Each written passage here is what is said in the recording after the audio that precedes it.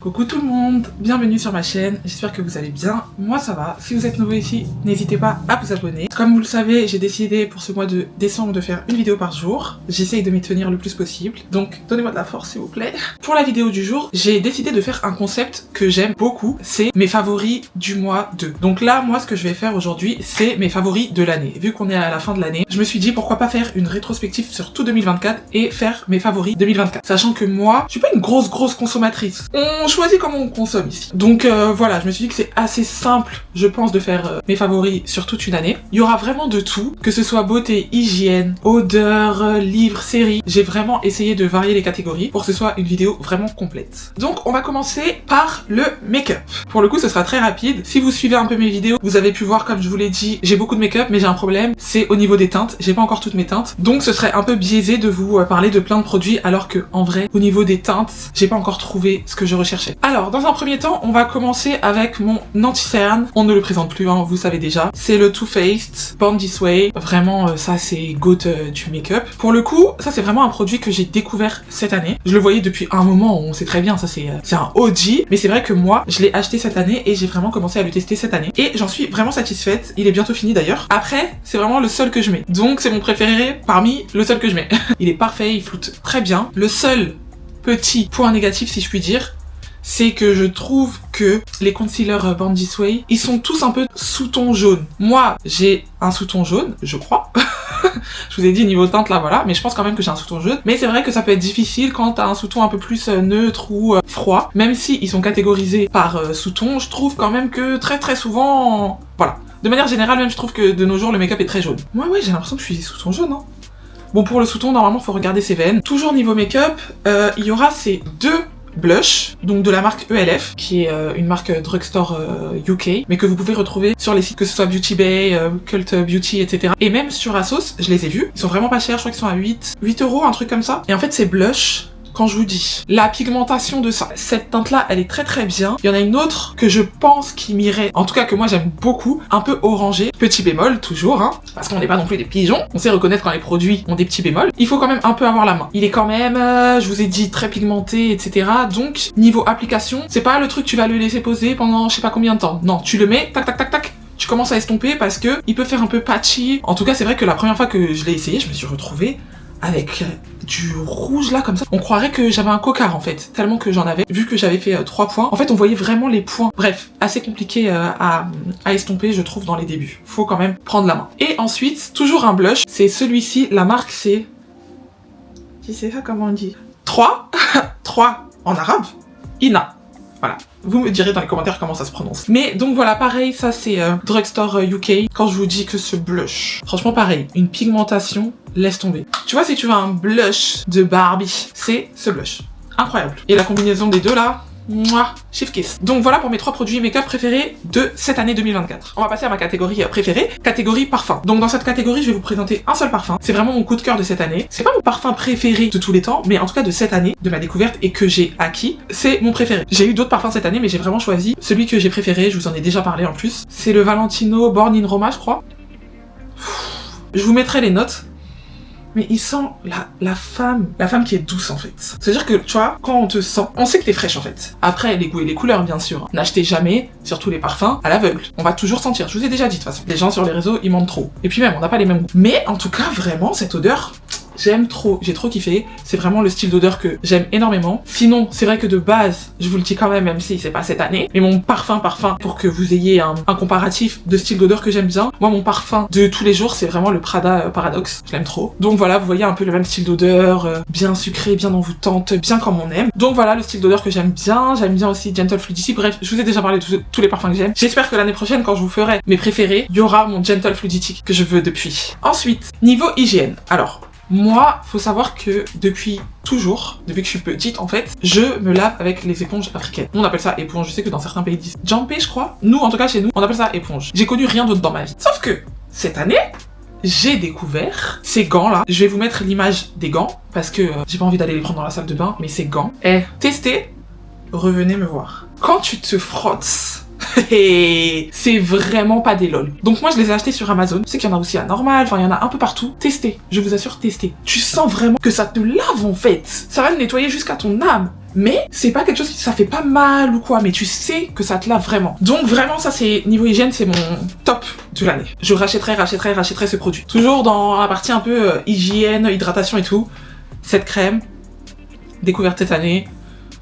L'odeur, j'aime trop. Parfait sur ma peau, c'est vraiment une bonne découverte. Surtout que moi, niveau crème, j'ai trop du mal à trouver des choses qui me plaisent. D'ailleurs, j'ai prévu de vous faire une vidéo hygiène complète, hein, vous inquiétez pas. Mais en tout cas, cette crème, moi je kiffe. La texture et tout, c'est pas sticky sur les mains. Bref, moi j'aime beaucoup. Et donc, bon, un peu PDD vibe, mais la baby oil. Si t'es quelqu'un un peu de base qui a la peau déshydratée, t'as la peau sèche et tout, commence à introduire ça dans ta routine. Tu vas voir le changement. En fait, ça, vous mettez ça juste après la crème, ça va sceller l'hydratation et incroyable. J'aime trop. J'aime trop. Et si c'est pour les bébés, c'est forcément bien. L'association des deux là, ça, c'est ma découverte de cette année. Faut savoir que j'ai aussi cette huile pareille de Vaseline, mais je l'ai jamais testée. Pourquoi je l'ai jamais testée? C'est parce qu'en fait, elle est beaucoup plus épaisse. Vous voyez, c'est beaucoup plus thick. Et ça, je trouve que c'est beaucoup plus en été. Donc, quand je serai au soleil, bientôt, j'ai hâte. Je sais que je vais commencer à tester ça. Et le glow de ça, non. Laissez tomber. Commencez à introduire les huiles après votre crème, vous allez voir. Vous allez voir, vous me remercierez. Troisième catégorie, on reste un peu dans tout ce qui est beauté, vous-même vous savez. On va passer à la partie cheveux. Niveau cheveux, j'ai deux produits à vous présenter, mes préférés de cette année 2024. J'ai fait une vidéo spéciale dessus. C'est la crème pour les boucles de Fenty Beauty. J'ai kiffé cette crème. C'est vraiment une crème que je recommande, si en tout cas vous avez les cheveux bouclés. Parce que j'ai entendu beaucoup de filles avec les cheveux, à partir de cheveux 4B, dire que ça convenait pas. Donc à tester, moi je sais que sur mes cheveux, vous l'avez vu dans ma vidéo, mes cheveux ils avaient grave adhéré, surtout que moi niveau crème pour les boucles, mes cheveux ils aiment rien. Mais en tout cas cette crème, ma pépite de cette année. Ensuite, dernier produit pour cette catégorie, c'est ma cire. Donc c'est la marque Gummy. Ouais, Gummy Professional. Et c'est la rouge. Ultra Hold. C'est vraiment celle-ci qu'il faut prendre. La rouge. Elle est incroyable. Moi, en tout cas, j'ai kiffé sur mes cheveux. Parfois, j'ai même pas besoin de mettre de gel. Je vous l'avais dit en plus que j'essayais de réduire le gel. Et ça me suffit. Donc elle est comme ça. Il y a plus rien dedans. Il y a quasiment plus rien. Voilà. Testé, approuvé. Je suis pas là pour mentir. Elle sent grave bon. Bon, j'en ai mis un petit peu là. J'en ai pas mis beaucoup parce que j'ai juste plaqué mes cheveux pour la vidéo. Mais cette cire, il n'y a pas de résidu blanc. Ça plaque bien. Et je crois qu'elle est pas très chère. Par contre, très compliqué à trouver en magasin. J'avais fait tous les magasins là, à Château Rouge, Château d'Eau, etc. Impossible de la trouver, surtout la rouge. Il me semble que je l'avais commandée sur Amazon, je sais plus le prix exactement, je vous mettrai le lien. Mais si vous êtes à la recherche d'une cire pour remplacer les Red One et compagnie là, parce que moi Red One elle m'a traumatisée pendant longtemps, je l'ai eu tout le temps des résidus blancs. Je n'ai pas un résidu. Pas une seule fois j'ai eu des résidus. Pas une seule fois. Ensuite, on va passer à mes produits skincare. Si vous avez suivi un peu mes aventures au Japon, vous avez vu que je viens seulement de me mettre dans la skincare. J'étais pas non plus une grosse... j'étais pas du tout même une adepte de la skincare. J'avais pas une peau à problème. Depuis un moment, j'ai des petits problèmes. C'est pas dû à mes produits de la skincare pour le coup. Mais de base, j'avais des petits boutons quand j'ai mes règles et tout. Mon grain de peau, il est pas ouf, mais j'avais pas des gros problèmes de peau. Les produits que j'ai préférés cette année et que je rachèterai très bateau, c'est ce nettoyant CeraVe. Moi j'ai pris donc le vert, donc c'est peau normale à peau grasse. Il me convient très bien, niveau rapport qualité-prix, incroyable. Moi faut savoir que j'ai la peau grasse. Il est parfait, j'ai testé plein de nettoyants, plein de trucs et tout, il est pas agressif. Et niveau quantité, incroyable. Ouais là il m'en reste encore, il doit me rester ça. Vous voyez, sachant que je fais ma skincare tous les jours. Ensuite, toujours de la même marque, il y a ce produit. Ouais, c'est une pommade réparatrice. C'est un peu texture... Est-ce que vous allez voir? C'est un peu texture Vaseline. You know? Attendez, je vais... Voilà. Je trouve que c'est un produit miracle. Vous avez le même chez... c'est quoi la marque déjà? Eucerin? Oui, je crois que c'est Eucerin. Et c'est Aquaphor. C'est la même chose. Je pense qu'une fois que j'aurai terminé ce produit, je prendrai la version Aquaphor. En tout cas, de manière générale, ce produit, incroyable. Je l'utilise pour tout, en fait. Pour mes lèvres. C'est vraiment une pommade qui répare. Dès que j'ai un bobo sur les lèvres, vous savez, à un moment, j'avais des différences de couleur au niveau du front. Parce que souvent, on parle des taches, mais des taches foncées et tout. Mais moi, j'avais des taches claires. En gros, j'avais des taches plus claires que ma couleur de peau de base. Et ça, c'est beaucoup dû au bronzage. Quand on protège pas sa peau du soleil. Et moi, comme je vous ai dit, avant, j'étais pas du tout dans la skincare. Donc, je protégeais jamais. Mais du coup, ça fait que j'avais beaucoup de différences de couleurs. Je vous mettrai de toute façon des avant-après. Et franchement, j'ai retrouvé ma couleur. Enfin voilà, c'est vraiment un produit. Dès que je sens que j'ai un petit bobo quelque part ou je ne sais quoi, je le mets. Je sais même pas pourquoi, mais je le mets tout le temps. Le lendemain, mes bobos de lèvres, mes trucs et tout, tac, réparé. Ensuite, donc, ce produit-là, je l'ai acheté au Japon. mais il me semble qu'il est sur YesStyle. Donc en gros, ça c'est un produit, ça c'est un médicament pour moi. Ce produit, t'as un bouton aujourd'hui, tu le mets, demain ton bouton il est parti. C'est incroyable, j'ai grave kiffé ce produit. J'aurais dû en prendre plus, je suis dégoûtée. Ensuite, Faded, on ne le présente plus ce produit. C'est de la marque Topicals, c'est une amie qui me l'a ramené du Canada. Vous l'avez aussi en Angleterre et aux États-Unis. Il n'est pas commercialisé encore en France parce que je crois qu'il y a des... Vous savez, en France, il y a plein de règles là, de trucs comme ça. Et en vrai, je veux bien les comprendre parce que le truc, tu l'ouvres. J'ai la version américaine. Je sais que la version UK... Tu vois, j'ai juste à peine ouvert là, l'odeur elle commence à me... La version UK, pardon, elle a pas l'odeur, mais tu l'ouvres, l'odeur. Non, en fait, je sais même pas comment expliquer c'est quoi l'odeur. L'odeur, elle me fait tellement penser à quelque chose, mais je n'arrive pas à mettre le doigt dessus. Bref, en tout cas, ce produit, c'est un produit pour les taches, pour du coup estomper les taches.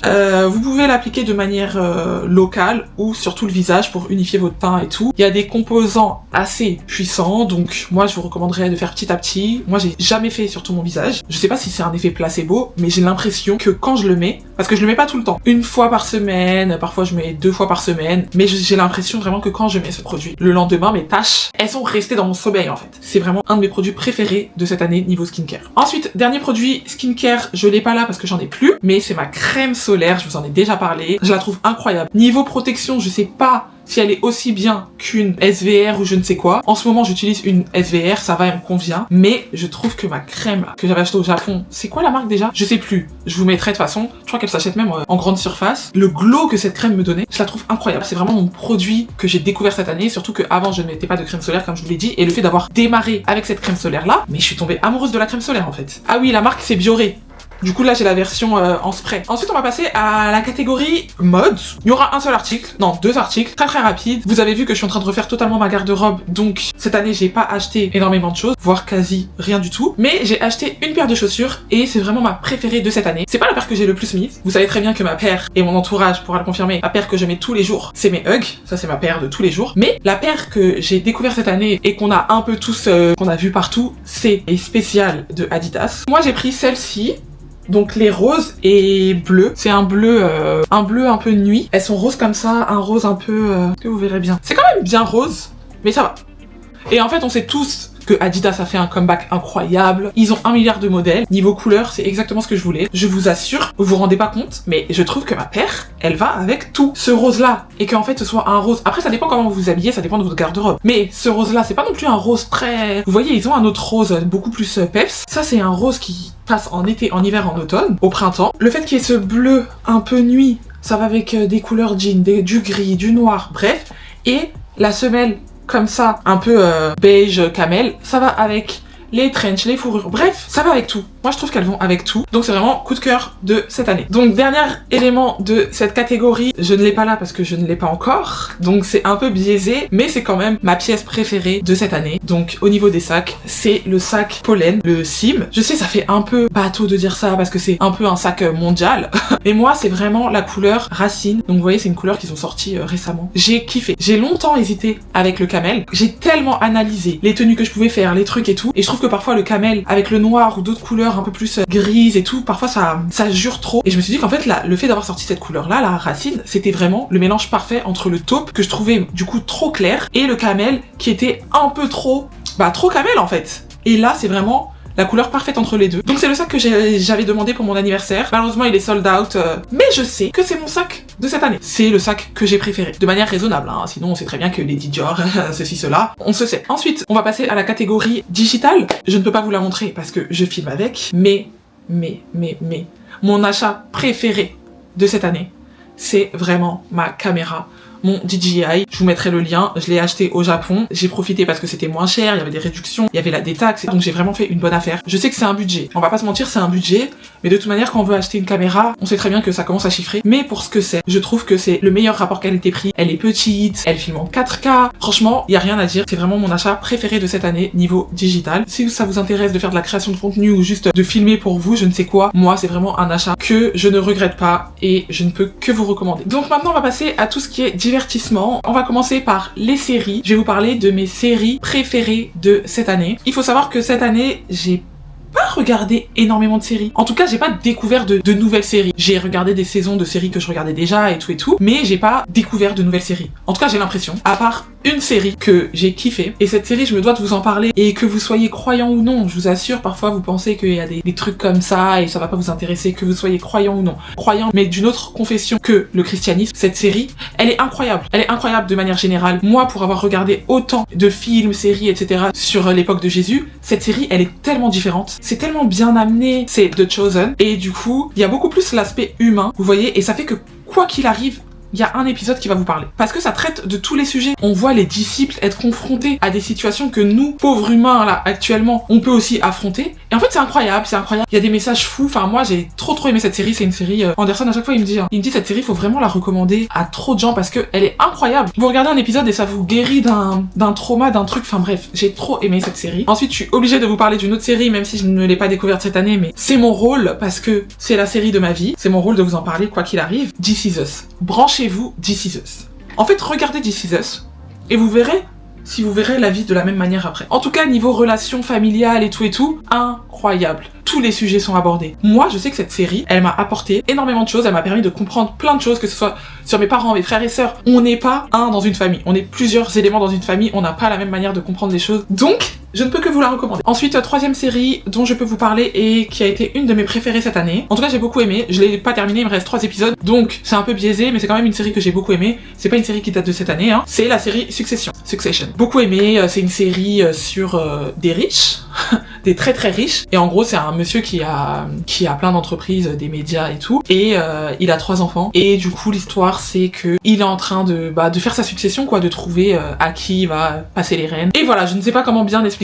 Moi, je suis pas quelqu'un qui sait expliquer, donner les synopsis. Je vous mettrai le synopsis de la série, mais très bonne série. J'ai beaucoup aimé. Au début, j'ai eu énormément de mal avec cette série. C'est une pote qui me l'a recommandée et j'étais en mode mais c'est quoi cette série et tout. Je comprends pas. J'aime pas la manière de jouer. J'aime pas ça. Mais quand on creuse, très bonne série. Même pas besoin de creuser en fait. Je sais pas pourquoi dès le premier épisode j'ai pas aimé, mais deuxième épisode très intéressant. Autre catégorie, on va parler de films. Si vous l'avez vu dans un de mes vlogs, je vous en parlais. Ces derniers temps, j'ai regardé énormément de films. Pas forcément des films de cette année, mais énormément de films parce que je voulais refaire tous mes classiques. Je me suis rendu compte qu'il y avait plein de films que j'avais pas vus, donc j'en ai profité. Je faisais des journées parfois à regarder 5 films dans la même journée. Donc niveau film, je suis rodée. Donc ça va être assez difficile de choisir que quelques films parce que j'ai vu énormément de films et il y en a plein que j'ai aimé, mais je vais quand même essayer d'en choisir 3. Je vais essayer 3, voire 5. Regardez la liste de tous les films que j'ai vus.